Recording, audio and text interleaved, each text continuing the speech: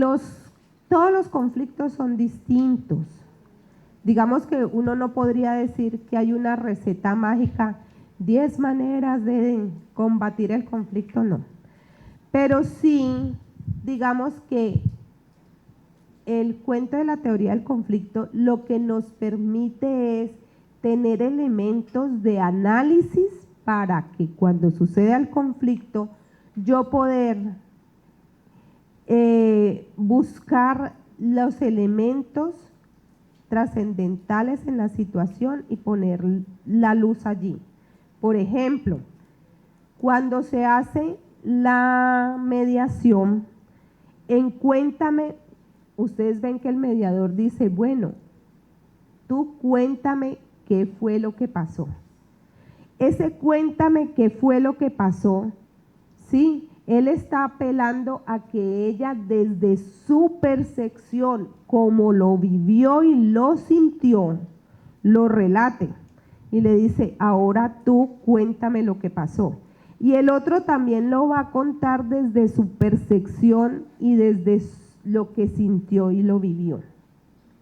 Con esas dos informaciones, él llega y trata de entender toda la situación y dice, a ver, déjenme ver si entendí.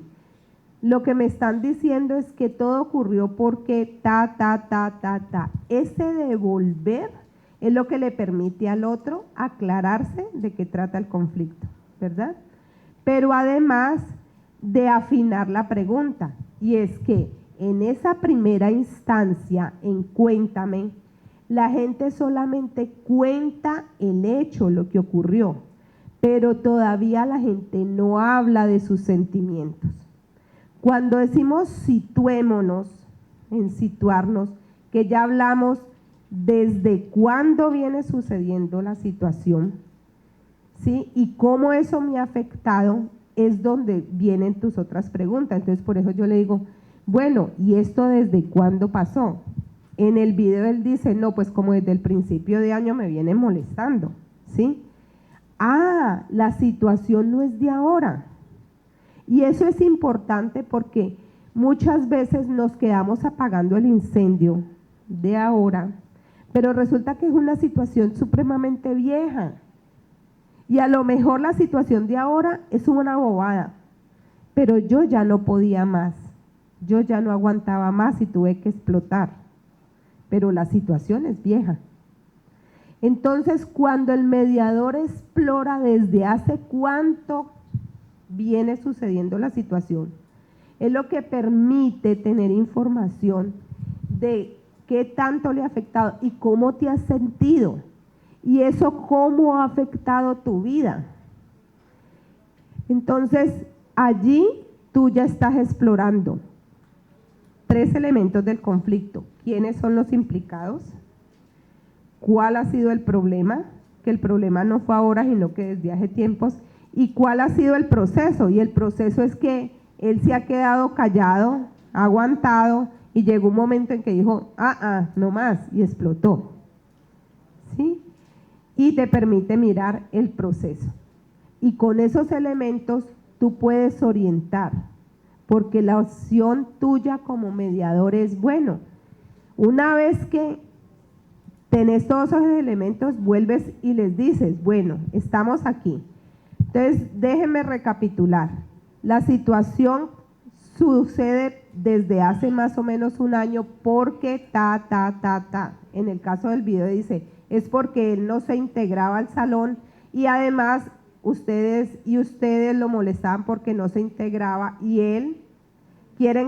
ustedes quieren que se integre, pero él no lo ha hecho y por eso lo molestaban, ¿sí? Y eso ha resultado bastante molesto para él, lo ha hecho sentir mal. ¿Ustedes cómo se sentirían si a ustedes les pasara?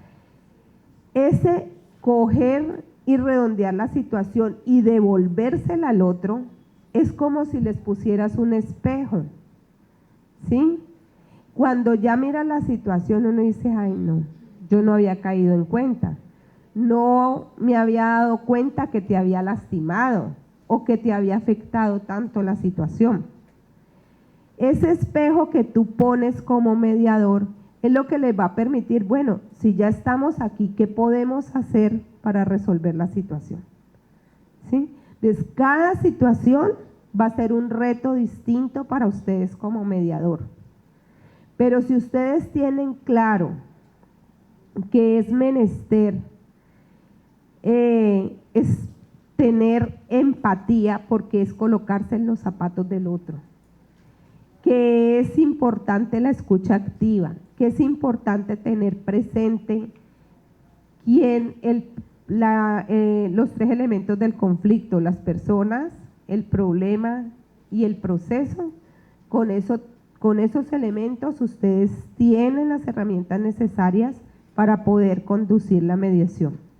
Porque recuerden que la mediación no es que ustedes encuentren la solución para el otro, es que ustedes sean el puente entre una parte y la otra, ¿sí? Porque la solución la deben buscar ellos. Y por una sencilla razón, porque ¿qué creen que pasaría si la solución no les funciona? ¿A quién le van a caer? Al mediador. Y si les funciona, fuimos nosotros, porque tenemos una idea tan horrible de no hacernos responsables de nuestros actos, sino solamente cuando nos funcionan las cosas, que por eso la mediación es un acto voluntario donde el que toma la decisión son las partes involucradas. Porque si no, esa solución que se diera no tendría duración, no duraría. Bueno, ahí el conflicto definitivamente no es para mediadores escolares, y tendría que intervenir ya la institución educativa. Y como es un problema de vecinos, pues si hay jueces de paz, conciliadores en equidad en el municipio, pues apelar a ellos. Como involucra al colegio, hay que llamar a las partes y mirar quiénes quieren mediar, porque si solamente la señora es la que quiere mediar y la otra no, pues no es posible hacer ningún tipo de mediación. Ahí uno tiene que prenderse de un instrumento fundamental que tienen en las instituciones educativas, que es el manual de convivencia, porque una cosa es que las familias no quieran arreglar la situación allá en su barrio y en sus casas, pero el colegio es un espacio donde hay unas reglas de juego. Por tanto, quien esté dentro del plantel debe acogerse a las reglas de juego que hay en el plantel. Si los muchachos quieren mediar, se les hace la mediación y ellos tendrán que conservar la mediación y su buen comportamiento tanto dentro y fuera del plantel, porque hasta allá deben pactar los acuerdos. Que ya las familias no se hablen, no se podría intervenir, porque la acción de la institución educativa, digamos que siempre es como limitada. Uno podría sugerirle a las familias que lleguen a otro tipo de instancias, como lo que les digo, lo de conciliación en equidad o jueces de paz. Pero si no quieren, digamos que hasta allá. Pero en términos de las reglas del colegio, el colegio sí puede exigirle a los estudiantes que si se van a ir a mediación, deben cumplir con lo pactado y lo acordado en la mediación, porque la otra cosa del acta, y es que el acta no solamente es un instrumento para hacerle seguimiento al clima escolar, es que el acta es de obligatoriedad, de obligatorio cumplimiento. Lo que se hace en el acta, lo que queda escrito ahí, debe ser cumplido. Si los muchachos hicieron un acuerdo y no se cumple, ya se va a proceso disciplinario, porque es que no por haber ido a conversar, la falta desaparece, ¿sí? Eso hay que tener claro. O sea, yo fui, conversé contigo, hubo una falta, sabemos que ambos vamos a tener que ser sancionados, pero nuestra voluntad de conversar y de arreglar la situación de manera diferente hace la diferencia en términos de la sanción. No es que la sanción desaparezca, Lo que hace la diferencia es en términos de la magnitud de la sanción. Si ya acordamos, firmamos, quiere decir que estamos dispuestos a hacer respetar nuestra palabra y por tanto lo que firmamos debe cumplirse. Si no se cumple, debe haber una sanción, porque es que no se está haciendo nada. O sea, vinimos, hablamos, pero todo sigue igual. No, de eso no se trata. Se trata de mejorar el clima de convivencia donde tú te hagas responsable de lo que a ti te toca y yo me hago responsable de lo que a mí me toca. No es evadir una responsabilidad y eso tiene que quedar claro. Entonces, en ese sentido, allí se puede trabajar es con los jóvenes implicados. El seguimiento, pues lo que pasa es que los tiempos del seguimiento dependen muchísimo del tipo de conflicto y de la falta que se haya cometido, por decir algo. No sé si lo hagan ahora, pero yo me acuerdo que cuando yo estaba en el colegio, no faltaba el compañero chistoso que viniera y le hiciera a uno el cuaderno así, y le decía con un letrerito, por aquí estuvo la arrugadora. Y todas las hojas así. ¿Sí? En mi tiempo no había mediación, o sea que uno tenía que morderse las uñas de la piedra y aguantarse el varillazo o ir y pelarle la cara al profe y mirar a ver si le ayudaban a pasar lo que se le había dañado. Digamos que en el caso de la mediación, iban a mediación porque no fue una cosa que viniera desde hace tiempo, sino que es el mismo canzón de siempre, que él se cree el chistoso. No tiene nada en contra de la niña, pero le pareció muy gracioso hacerle la arrugadora, ¿sí? Digamos que ahí el conflicto no trasciende a más y a lo mejor la situación para en que el fin de semana el chino va a coger el cuaderno de la otra y la va a desatrasar y se lo va a dejar tal como estaba, así de bonito y ordenado como ella lo tenía. Entonces, el seguimiento será de días, pero si es una situación que implica mucho más tiempo, ¿sí? Porque es una situación reiterada, por ejemplo, de bullying, pues a lo mejor habrá que dar un espacio mucho más largo de meses, de lo observé en estos 15 días a los 15 días siguientes y a lo mejor a los siguientes 15 días ya no lo hago, sino que lo hago al mes y voy espaciando el seguimiento hasta que finalmente compruebo que la situación ya quedó saneada. Entonces, eso es algo que tanto los docentes como el equipo que vaya a conformar la mediación deben sentarse a hablar con los jóvenes mediadores para mirar cómo van a tipificar, ¿sí? Y qué tantos, cuál va a ser el manejo de los tiempos de seguimiento. Eso ya es potestad, digamos, como de cada institución educativa y de los conflictos que queden. Hay instituciones educativas que los conflictos no son de mayor cosa, ¿sí? Son pequeñas discusiones, altercados, porque son instituciones educativas que quedan en el sector rural, donde los alumnos son pocos, el manejo es distinto, a una institución que quede en la cabecera municipal, que tenga un número bastante considerable de estudiantes por salón. Entonces, ese tipo de situaciones pues hace diferente el manejo por cada una de las instituciones educativas. Sí, yo creo que el conocer, digamos, la norma permite pues saber tomar la decisión si la transgrede o no, ¿sí? Y uno lo que encuentra es que en muchas ocasiones uno no conoce la norma. De hecho, yo creo que somos muy pocos los colombianos que nos hemos leído la Constitución, y eso que no la leímos en algún momento porque trabajamos con ella o porque nos tocó que leerla o porque íbamos a colocar una tutela, qué sé yo, pero si no, no la leemos. Entonces, ya te doy la palabra. Entonces, el manejo de la norma, digamos que es una ventaja grande. Sin embargo,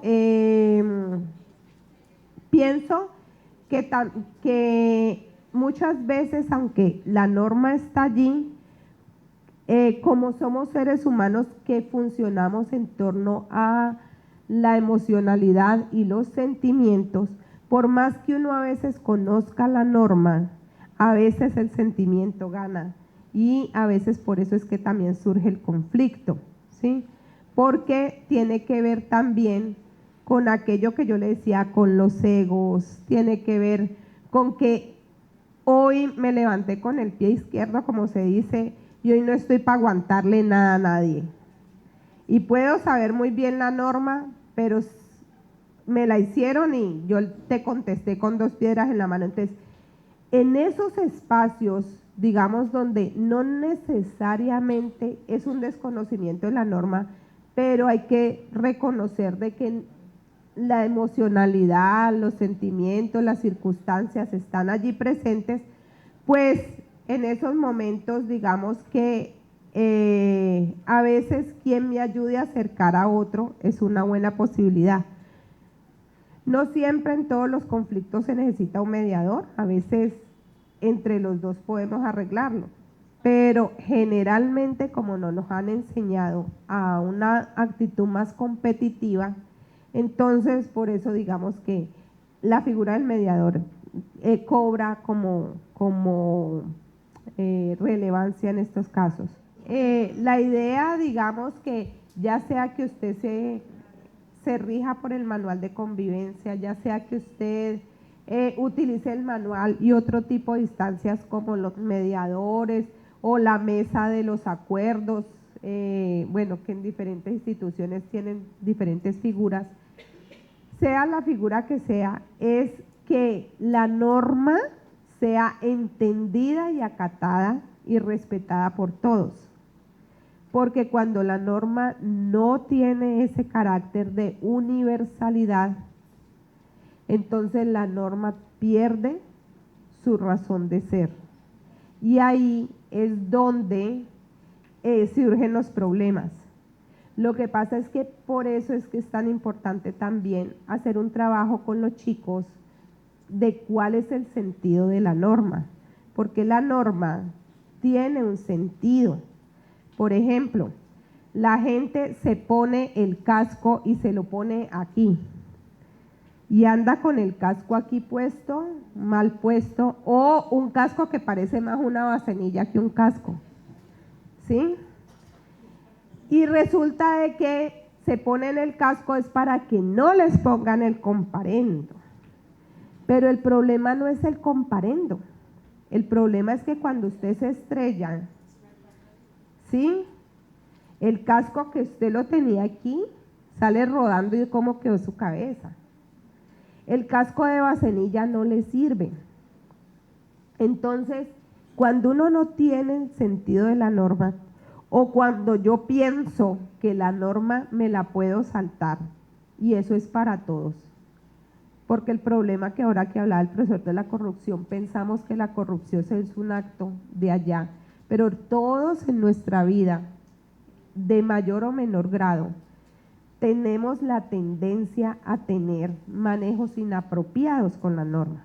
La norma dice, hay que hacer fila y el que vaya llegando hace la fila para garantizar que vamos a respetar el turno de las personas que se atienden según vayan llegando.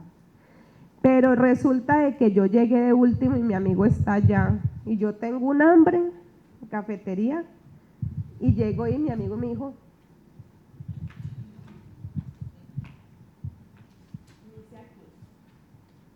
me salté la norma y me sentí feliz como una lombriz porque voy a almorzar antes que todos y todo está muy bien porque fui yo el que la infringí, pero cuando yo estoy atrás y a mí se me meten, ya no es tan chévere, ¿cierto? Ya no nos parece tan chévere, pero todos esos pequeños actos de la vida como en no hacer fila, como el señor que trae su mercadote hizo la fila y el señor, porque solamente tiene que pagar una máquina de afeitar, creyó que se podía pasar al del mercadote, porque su tiempo de él es más importante. Entonces se pasó. Todos los pequeños actos de la vida son actos de injusticia donde nosotros nos pasamos la norma por la paja. Entonces, cuando logremos interiorizar que el problema es que no debe haber muchas normas, sino poquitas, y que además tenemos que respetarlas y que el respeto tiene que ver con todos, que la norma no es una cosa de quitar y poner cuando a mí me conviene, sino que es referente para todo, por eso tiene que ser universal. Cuando entendamos eso, muy seguramente a lo mejor no necesitaremos ni mediadores, ¿sí? No necesitaremos tantos códigos y códigos y códigos, sino que el sentido de obrar en justicia será más grande que el sentido de obrar en beneficio propio, ¿sí? Entonces es allí como el cuento. Entonces, como siempre, la norma es en términos de la laxitud, lo que me conviene, en términos del embudo, le digo yo, lo grandote para mí, lo chiquito para los demás. Entonces, cuando optamos con visión de embudo, pues es muy complicado que no haya conflictos y que no haya conflictos graves. Entonces, por eso es que es menester no solamente comprender la norma, sino entender el sentido de la misma. El Valle del